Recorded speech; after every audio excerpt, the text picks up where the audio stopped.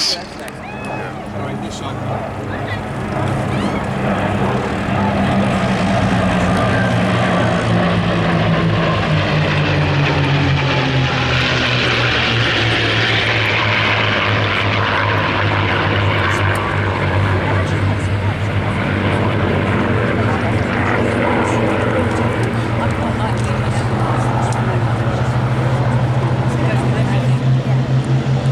An aircraft type that was conceived initially to meet a British requirement for more fighters, for which a British purchasing commission in New York,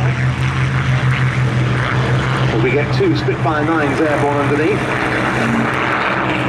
went to see numerous aircraft manufacturers in the United States to see if they could fulfill the need.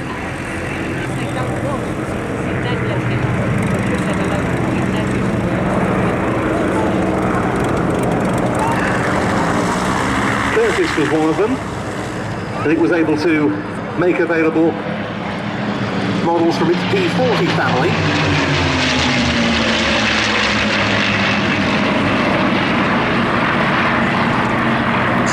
But when they went to visit North American aviation, North American felt that it could do better with a new clean sheet design. That became the NA-73. It came to fruition in incredibly quick time during 1940, flying by the end of the year. At that time, the design was powered by the Allison V1710 engine, as had been used on various specimens from the Curtiss P-40 line, amongst other types. And the combination of the very streamlined Mustang airframe and the Allison engine was exceptional at low level, but it wasn't such a good fighter at high altitude. The low-level capabilities of the Allison Mustang were to be used pretty much right the way through World War II. They were outstanding in the tactical reconnaissance role in the lead-up to and after D-Day, for instance.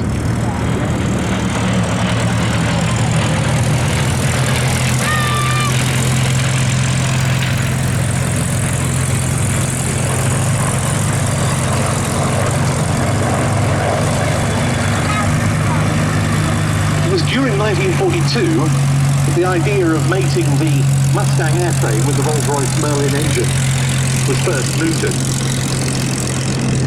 It really came about as a result of discussions between the Rolls-Royce company pilot Ronnie Harker, who acted as something of a liaison officer between his company and squadrons flying aircraft operating with Rolls-Royce engines, and the then commanding officer of the Air Fighting Development Unit stationed here at Buxted at that time, Ian Campbell-Ord.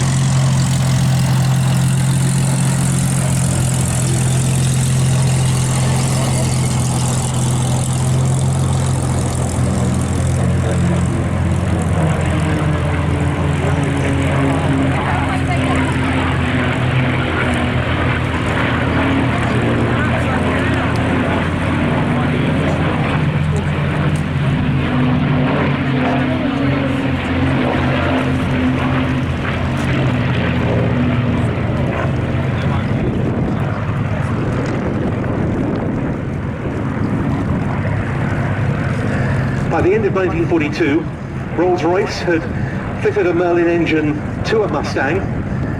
It was dubbed the Mustang 10, and it made its first flight from the company's factory airfield at Hucknall. And right from the outset, it was obvious that this was an aircraft transformed.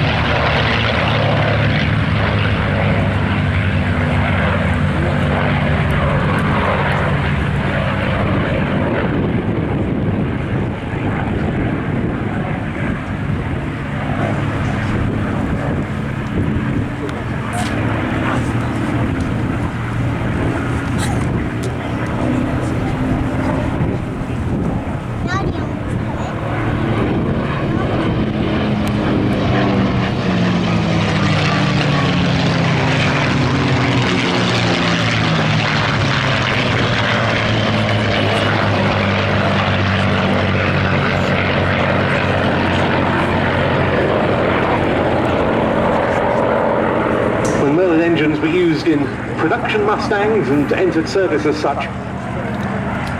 They weren't built by Rolls-Royce, which was flat out producing them for other applications such as Spitfires, Mosquitoes and Lancasters. Instead, they turned to the American automobile manufacturer Packard. It was their V1650 version of the Merlin that powered series production Merlin Mustangs.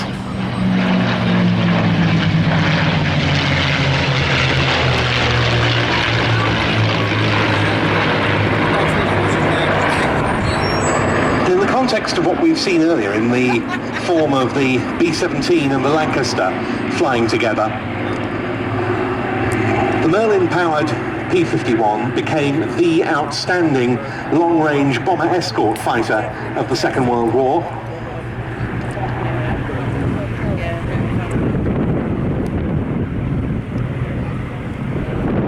Operating with fighter groups of the US 8th Air Force, its 8th Fighter Command.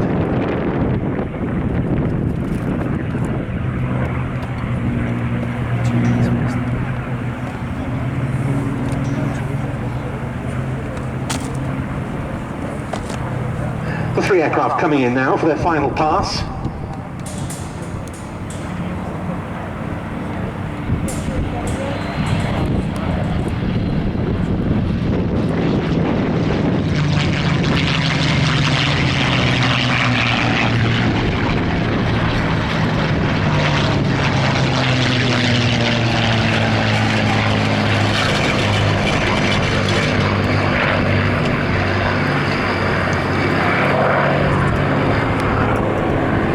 Supremely long-ranged, an outstanding dogfighter, the Mustang was ideal for that mission.